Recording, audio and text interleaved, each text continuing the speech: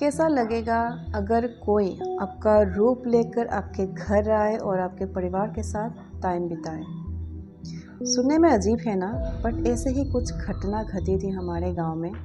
और आज जो मैं यहाँ आप लोगों को बताने जा रही हूँ ये एक भूतिया घटना है और ये बिल्कुल रियल है, बिल्कुल असली है। मैं कोई बना के नहीं बता रही हूँ आप लोगों को। और ये घटना जिसके साथ घटी थी उन्हें मुझे रिक्वेस्ट किया कि मैं अपने पेज में उनकी कहानी भी शामिल कर लूँ। और जैसे कि मैं आप लोगों को पहले भी बता चुकी हूँ, ये मेरी जो पेज है ये मेरी यादों की पेज है और उनका ना ये जो यादें हम लोग के साथ भी जुड़ी हुई है, क्योंकि मैं भी उसी गांव में पली बड़ी हूँ। और तो कहानी की शुरुआत में मैं आप लोगों को एक भूत के बारे में थोड़ा सा बताना चाहूँगी। हमारे मिसिंग जाति के अंदर ना एक प्रेत युग हुए भूत के बारे में अक्सर जिक्र होता है। उसका नाम है जोग, ठीक है। और जोग जो है बताते हैं अक्सर किसी भी सुंदर स्त्री को देखकर ही उनके प्रेम में पड़ जाते थे। और जब कभी ऐसा होता था तो उस लेडीज़ का ज़िंदगी बद से बदतर और नरक में जो यातनाएं मिलती होगी उन्हें इसी जन्म में मिल जाती है। और बताते हैं वो जोग का एक खूबी ये थी, वो किसी के भी रूप ले सकती थी। उस टाइम पे ना हमारे गांव में, हमारी एरिया में 10-12 ही घर होंगे और उनके घर ना बिल्कुल लास्ट में, गांव के बिल्कुल लास्ट में कोने में था। और उसी साइड पे ना एक झरना बह के निकलता था, ठीक है। उसी झरने के बिल्कुल किनारे उन्होंने अपने लिए एक छोटा सा झोपड़ी बनाकर अपना लाइफ स्टार्ट करना चाहा था। तो दादी बताती है शुरुआती दिनों में उनको ना, जब भी दादाजी घर पर नहीं होते थे तो उनको ना फील रहता था कि उनके आसपास कोई तो है, कोई तो उसे देखता रहता है, ठीक है। कोई तो जब भी वो घर के ऊपर चली जाती है कोई तो उसके पीछे पीछे घर के अंदर तक आता है, बट उसे वो क्लियरली दिखता नहीं था, ठीक है। और जैसे कि आप लोगों को पता है हम लोग यहाँ पे वो बेम्बो का घर होता है ना, तो साउंड आता था उस घर में। जैसे भी वो अकेली रहती साउंड करता था कि कोई यूँ दरवाजे से झाँक रहा है, तो थोड़ा सा उसमें साउंड हुआ। बट जब जैसे वो अच्छे से नोटिस करता है वहाँ पे कोई नहीं होता था। और कभी कभी क्या होता था, बिल्कुल शांत होते तो उसी में एक हवा का बोलते यूँ झोंका ऐसे हल्के से टच, उसको ना टच करके निकल जाती थी, ठीक है। और ऐसे चला जाता है कुछ दिनों तक। और उसी बीच दादी को ना एक मिडिल एज का एक बहुत ही खूबसूरत बंदा दिखता है। जब भी दादी नदी के किनारे पानी लाने जाता था तब नदी के किनारे ना वहाँ पे उन्हें एक बंदा दिखता था जो बहुत ही खूबसूरत सा था, बट मिडिल एज का। और वो ना पहनावे में टोटल वाइट ड्रेस पहनते थे, बोलते थे कुर्ता पजामा धोती और ऊपर से यहाँ पग वाइट सफ़ेद। और बोलते थे वो उसी को देखता, दादी को ही देखता रहता था। वो ना तो नदी को पार करके चला जाता था या फिर दादी से आगे निकल जाता था। दादी जब चलने लगती थी बोलते हैं वो भी थोड़ी दूर तक उनका पीछे पीछे आता था। और फिर जब दादी पीछे मुड़ कर देखता था तो वो बंदा वहाँ से गायब हो जाता था, ठीक है। और उस टाइम पे ना हम लोगों के पूरे गांव में किसी के घर में भी हैंडपम्प वगैरह, ट्यूबवेल वगैरह किसी के पास भी नहीं था। बस पानी का एक ही जरिया था हम लोगों का, नदी। और उसी नदी से हम लोगों के सारे लोग जो भी पीने का हो, नहाना धोना, सब उसी नदी से, जो रोंगा नदी है उसी नदी से सब कैरी करता था। ये सिलसिला पहले 1-2 बार दिखना स्टार्ट हो गया था, बट बाद में उन्होंने कंटिन्यू एक जो बंदा को ना वहाँ पे खड़े मिलता था और थोड़ी दूर दादी के पीछे पीछे चल के वो बंदा गायब हो जाता था। तो ना ये बात दादी ने अपने हस्बैंड को बताया। तब दादा ने बोला कोई बंदा होगा जो नदी पार जाता होगा, है ना। तो ऐसे ये ख़त्म हो गया, इसी बात को यहीं पे ख़त्म कर दिया उन्होंने। फिर होता क्या था, बात ये होती थी, दादी जब अपने गांव के लेडीज़ों के साथ मछली पकड़ने के लिए निकलती थी ना, हम लोग का एक बेम्बो का वो मिलता है, खोड़ा ही बोलते हैं, जो उससे मछली पकड़ते हैं, ठीक है। मैं नेट बता रही हूँ अभी।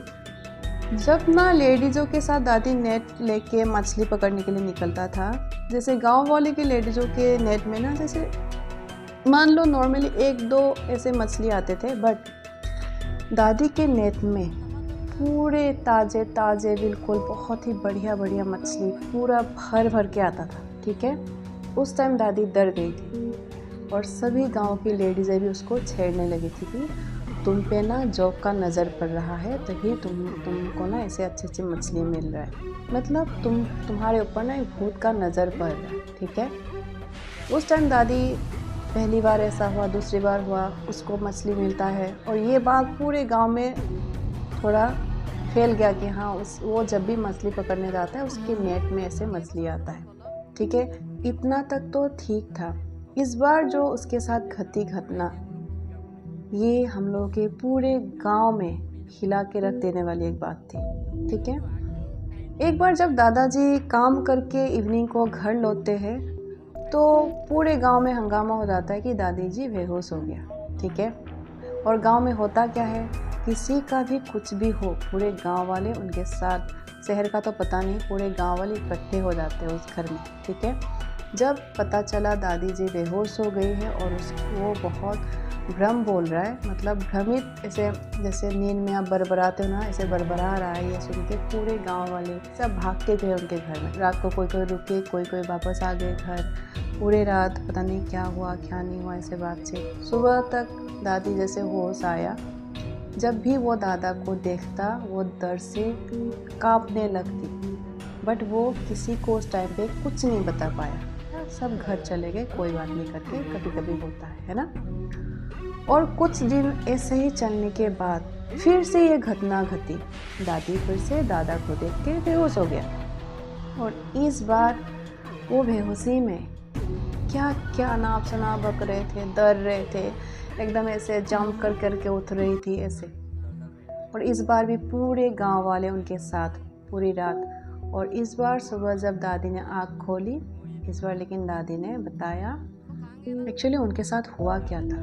वो बताती है, उस दिन जिस दिन वो बेहोश हुई थी, उस दिन दादाजी सुबह सुबह नॉर्मली जैसे काम के लिए निकलता है ना, वैसे ही निकल के गया, बट 10 मिनट बाद वो फिर से वापस आ गए और बोला उनको आज कोई काम नहीं मिला इसलिए वो वापस आ गए।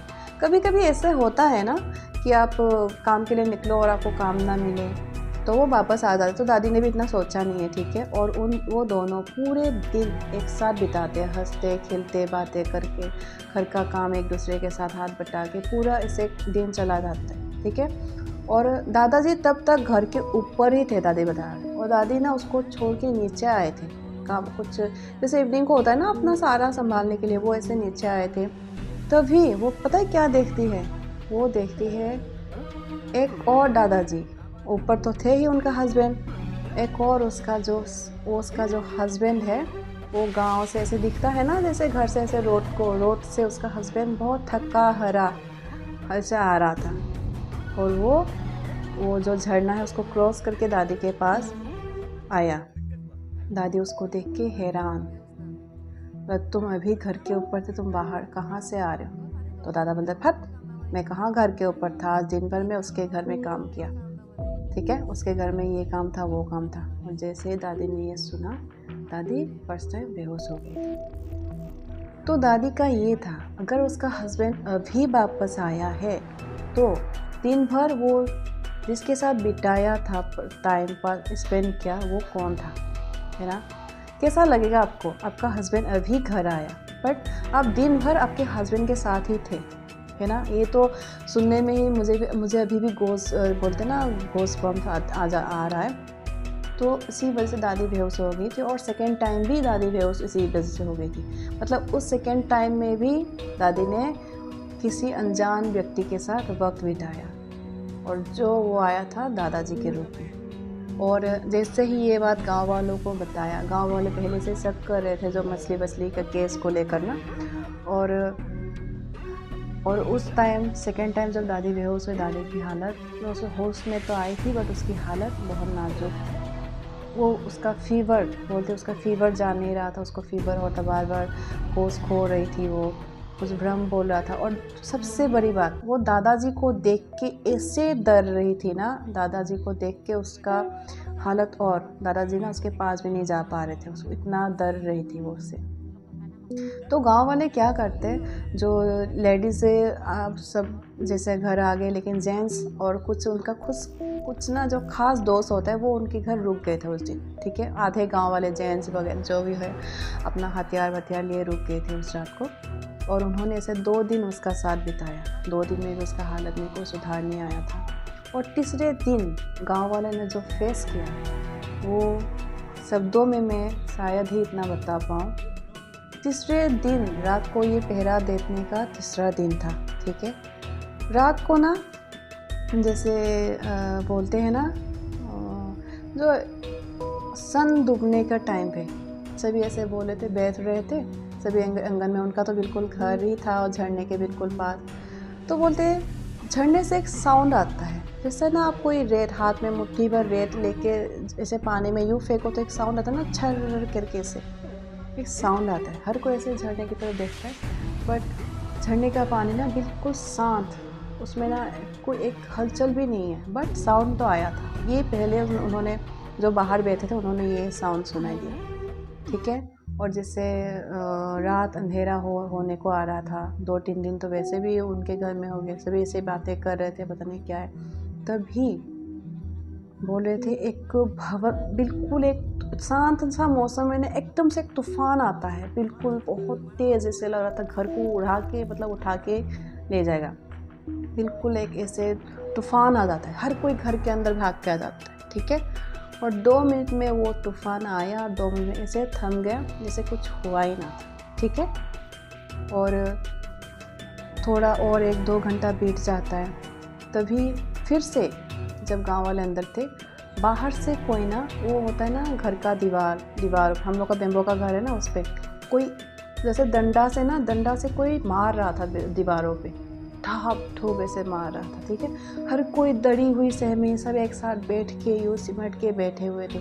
तो बोले थे कोई अनजान सी शक्ति घर को यूँ ऐसे हिला रहे थे, और जो घर के नीचे से ना जैसे कोई ऐसे हाथ उठा रहा है, ऐसे पूरा घर के ऊपर ऐसे हाथ डाल रहा था। जैसे साउंड आ रहा था, उसमें से कुछ साउंड आया, उसमें से आया, साउंड आ रहा था, और पूरे घर को ज़ोर ज़ोर से हिला रहा है। हर कोई डर के मारे चिल्लम चिल्ली पूरा ऐसे पूरी रात। और उस वक्त दादी की हालत बोले थे पूरा, वो भी सपने में बोलने लगे कुछ पूरा हिल रहा था, काँप रहा था। और बोलते उसी टाइम पे जितने भी एनिमल्स पालतू जानवर होते हैं ना, सब इतनी तेज़ी से कुत्ते वो कर रहे थे, कुत्ता रोते हैं ना, कुत्ता रो रहा था पूरा, पिग्स को मतलब मुर्गी जितने भी जानवर थे सब एक साथ चिल्ला रहे थे, रो रहे थे। और पूरे घर पे ये हालत, पूरे घर हिल रहा था, पूरा घर को कोई बाहर से यूँ करके हिला रहा था। ठीक है, सब ने भगवान का नाम ले करके 12-1 बजे तक का मतलब ये टाइम निकाल दिया। और बोलते हैं उसी रात 1 बजे के करीब पता नहीं कहाँ से पूरे घर में जोक भर गया। जोक होता ना लीच, जो ऐसे खून चूसने वाला, पूरे घर में फैल गया जोक। हर कोई वैसे भी डरे हुए थे, और उस टाइम पे लाइट का भी कोई वो सिस्टम नहीं था। तो वो जो लाल तेल होता था ना, वो टॉर्च, सब ऐसे जोक को पकड़ के नमक डाला था, फेंक रहा था ऐसे। पूरी रात सब ने ऐसे मतलब फाइटिंग करके रात बिता दिया, पूरी रात। ठीक है, सुबह जैसे सुबह हुआ तो जितने भी वहाँ लोग थे सब ने डिस्कस किया यहाँ और रहा नहीं जाएगा। बट इतना सडन कुछ करने के लिए सबके पास इतना है ना, उस टाइम पे ये सब सडन एक डिसीजन लेना भी एक बहुत बड़ी बात थी। सब ने क्या किया, उन्हीं का वो घर जो है ना, दादी को उसी हालात में उनका वो घर तोड़ के ना गांव वाले के बीच, गांव के बिल्कुल बीचों बीच उनका एक घर बना दिया। वो घर तोड़ के लेके आया उठा के, और गांव के बिल्कुल बीचों बीच उनके लिए एक घर बनाया। ठीक है, और दादी को उसी हालात में वहाँ लेके आ गए। तांत्रिक को भी बुलाया, सब ने दिखाया। और वहाँ पे जिस दिन ये घर उठा के लाए थे ना, उनका वो उसी दिन बताते हैं पूरे हवा में ना एक रोने का साउंड था। कोई रो रहा था, दिल तोड़ के, कोई जैसे रोता है ना, दिल से रोता है ना, कोई रो रहा था। पूरे हवा में, पूरे गांव में चलना था, जैसे कोई कुछ जैसे छन करके आवाज़ रहा तो सभी डर के मारे, ऐसा हालत था। और ये जो रोने का ये घटना घटी थी, उसके बाद कई दिनों तक सही चल रहा था उनका लाइफ। दादी भी वहाँ आने के बाद थोड़ा बहुत ठीक होने लगा था। और इसी बीच ना दादा दादी के लाइफ में 2 छोटी छोटी बच्चियाँ भी आ गई थी और दोनों लड़कियाँ थी, ठीक है। और वहाँ आने के बाद ये रोने का जो घटना हुई वो उसका कई दिनों तक मतलब ठीक चल रहा था। दादी भी थोड़ा मतलब अच्छा होने लगा था। डॉक्टर का ट्रीटमेंट, तांत्रिक वगैरह जो भी इलाज चल रहा था वो भी चल रहा था, बट वो थोड़ी सी ठीक थी। और ऐसे ही शायद एक महीना ऐसे निकल जाता है वो अच्छे से, बट सडन उसका तबीयत फिर से ख़राब होने लगता है, ठीक है। और इस बार वो सपने में क्या देखता है? वो सपने में देखता है वही बंदा जो ना वो खड़ा रहता था ना, वही बंदा सपने में आके बोलते हैं, मेरा बच्चा मुझे वापस दे दो, मैं तुम्हारा बच्चा लेने वापस ज़रूर आऊँगा, ठीक है। और ये सपना जैसे ही दादी देखती है वो पागल से हो जाती है। पूरे गांव को बताती है, गांव वालों को बताती है कि मैंने ऐसा सपना देखा, वो मेरा बच्चा मांग रहा है, वो मेरा बच्चा लेके चला जाएगा। पर गांव वालों ने बोला कोई बात नहीं, कोई नहीं, कुछ नहीं लेके जाएगा, ठीक है। और अभी तांत्रिक वगैरह भी तुम्हारा घर का भी अच्छे से वो करते ना, नियम नीति वो सब कर दिया है, तुम्हें टेंशन लेने की कोई बात, ठीक है। बट ये सपना जैसे देखना स्टार्ट किया 1 हफ्ते के बाद, मेरे ख्याल से बताता है 1 हफ्ते के अंदर ना उन्होंने अपनी दोनों बच्चियों को, कोई बीमारी नहीं, कोई कुछ नहीं, बस ऐसे ही दोनों गुजर गई, दोनों बच्चियाँ। पता है उस टाइम पे जब बच्चियाँ गुजर गई थी, दादी की हालत इतनी ख़राब थी। हमें तो सुनने को मिला था कि दादी भी चली गई है, बट दादी ठीक हो गई थी। दादी ठीक थी, अभी भी ठीक है, बट थोड़ा सा उसको बहुत ही डिस्टर्बेंस है। और जैसे बच्चियाँ गुजर जाती हैं, दादी का सपना भी बंद हो जाती है और उसका जो डिस्टर्ब हो रहा था वो सब भी धीरे धीरे ख़त्म हो गया। बट दादी को जो झटका लगा ना, वो शायद ही वो कभी भूल पाएगा। अब वो ठीक है, जी रहा है, बट दादाजी जैसे बता रहे थे ना कि हम मर जाए तो अच्छा था, हमने लाइफ में इतना कुछ झेला है ना।